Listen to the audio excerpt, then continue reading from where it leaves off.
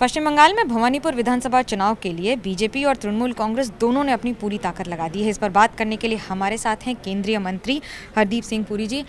बंगाल आए हैं, मिल भी रहे हैं लोगों से। क्या इस बार रहेगी चुनौती और क्या होगी रणनीति? पहली बात तो आपने कहा कि दोनों ने पूरी ताकत लगा दी है। वो उनका तो माननीय मुख्यमंत्री जी का तो पूरा कैबिनेट लगा हुआ है। हमारा तो पहला मैं आया हूँ, थोड़ा प्रयास कर रहा हूँ, प्रचार कर रहा हूँ। पर हाँ, ये इंटरेस्टिंग बाई इलेक्शन होगी। पहली तो बात है कि बाई इलेक्शन हो क्यों रही है, क्योंकि जो पिछला चुनाव मुख्यमंत्री जी लड़ी थी वो शुभेंदु अधिकारी जी के खिलाफ वो असफल रही। तो उन्होंने ये कॉन्स्टिट्यूंसी चुनी है क्योंकि यहाँ की वो रहने वाली हैं। और हमने भी, भारतीय जनता पार्टी ने एक शानदार कैंडिडेट को उतारा है यहाँ पे, प्रियंका जी।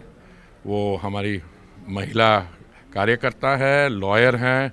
उन्होंने पोस्ट वायलेंस के जो केसेस थे, पोस्ट वायलेंस के, वो भी टेकअप किया है। She is a very good candidate. Puri साहब, सिख समुदाय ने यहाँ पर गुरुद्वारा के सामने पोस्टर्स लगा दिए हैं कि बीजेपी को वोट न करो। कैसे देखते हैं आप इसको? अब समुदाय से और वहीं लोगों से भी मिले हैं, क्या कारण है? क्या सिर्फ किसानों के प्रति नाराजगी है?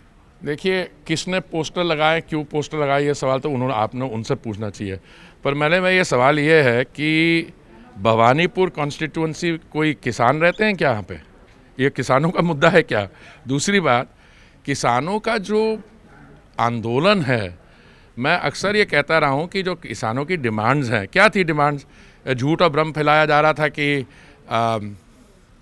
MSP ख़त्म हो जाएगी, मंडियाँ बंद कर दी जाएंगी और जो बेचारे किसानों की ज़मीनें हैं उनको प्राइवेट उद्योगपति ले जाएंगे। कुछ हुआ ऐसा? MSP भी दे रहे हैं, प्रोक्योरमेंट भी जितनी होनी थी पिछले सालों में उससे ज़्यादा है, MSP का अमाउंट भी बढ़ रहा है और किसानों के जेब में डायरेक्टली पैसा जा रहा है।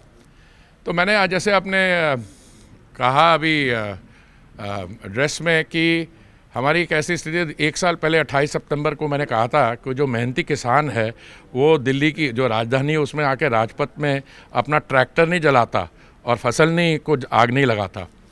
तो मैंने कहा this is an act of political hooliganism. अब वही बाकी लोग ऐसी बातें कर रहे। तो ये भवानीपुर की इलेक्शन में किसान आंदोलन की बात करनी, थोड़ा सा मुझे लगता है कि या इन्होंने अपना होमवर्क नहीं किया या वाकई में इनको समझ नहीं है। तेल के बढ़ते दाम, पेट्रोल के बढ़ते दाम पर भी यही कहा जा रहा है केंद्र सरकार जिम्मेदार है। ऐसा है। मैं कब होंगे ये? नहीं, ये घूम रही है। मैं आपको जवाब देता हूँ। जुलाई 2021 के बाद बंगाल की सरकार ने 3 रुपया 51 पैसा दाम बढ़ाया है। इनकी टोटल वैट 40% के आसपास मिलती है। इनकी 40 है, बाकियों की और भी है। जब तेल का दाम $19 पर बैरल था तब भी ये 40% लेते थे।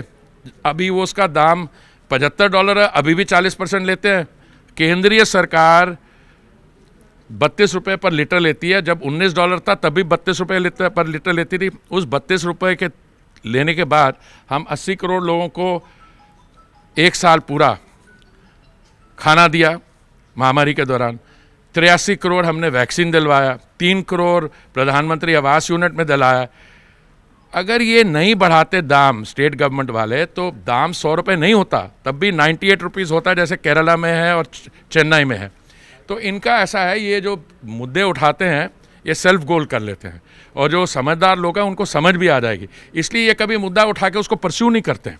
पुरी साहब, दाम तो पूरे देश में बढ़े हुए हैं, यहाँ सिर्फ बंगाल की बात नहीं है। दाम कब तक 100 रुपये वाली बात है ना। दाम क्यों बढ़े आपको मालूम है?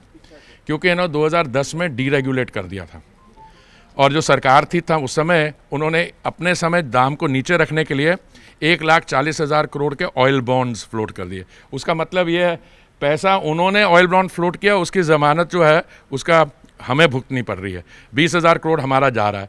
तो इनको जैसे है, ये जो पॉपुलिस्ट पॉलिटिक्स जिसको कहते हैं, जिसकी ये चर्चा करते हैं, उनको बोलो थोड़ी उसको अंडरस्टैंड करें। अभी तमिलनाडु ने किया है। अभी 3 या 4 दिन पहले दिल्ली में GST काउंसिल की मीटिंग हुई है। ये कह रहे हैं दाम कम करो, हम करने को तैयार हैं। लखनऊ में हुई थी। लखनऊ में नहीं, दिल्ली में हुई है GST काउंसिल की मीटिंग। और मैंने हमारी जो वित्त मंत्री हैं निर्मला जी, उनका मैंने इंटरव्यू देखा। इंटरव्यू में क्या कहा उन्होंने? हम तो तैयार हैं, क्योंकि केरला हाईकोर्ट ने कहा था कि GST पेट्रोल और डीजल को GST लाने में के लिए एजेंडा में रखी है। तो ये ना स्टेट गवर्नमेंट मना कर दिया। आपके अमित मित्रा जी जो वित्त मंत्री वो नहीं आए, पर जो उनके रिप्रेजेंटेटिव आए थे उन्होंने क्या उन्होंने पोजीशन ली। तो ऐसा है, पहली बात तो I am not the taxation minister, दूसरा मैं जीएसटी काउंसिल में नहीं हूँ, पर जीएसटी काउंसिल में कोई भी स्टेट गवर्नमेंट नहीं थी जिन्होंने कहा कि हम पेट्रोल और डीजल को जीएसटी में लाना चाहते हैं। अब रेस्ट यू आर द जज, यू आर। आखिरी सवाल, प्रधानमंत्री विदेश दौरे पर हैं, कैसे देखते हैं इस बड़े अचीवमेंट को? कौन से अचीवमेंट को? यूएस जाकर यूएनजीए में बोलेंगे। It's a very important trip, ये तो बहुत ही इंपॉर्टेंट ट्रिप है। आपको पता है प्रधानमंत्री जो संयुक्त राष्ट्र की जो जनरल असेंबली है 76th उसको एड्रेस करेंगे, फिर वॉशिंगटन जाएंगे, उनका नए राष्ट्रपति जो बने हैं अमेरिका के जो बाइडन, उनके साथ उनकी बायलैटरल है, वो क्वाड मीटिंग अटेंड कर। It's a very very important trip. Thank you. एक इम्पॉर्टेंट ट्रिप तो वहीं, उसके साथ साथ दूसरी ओर कि बंगाल में जिस तरह से विधानसभा चुनाव के लिए कैंपेन वो भी जारी है। कैमरा पर्सन सूरज पांडे के साथ मनोज्ञा लोईवाल, कोलकाता, एबीपी न्यूज़।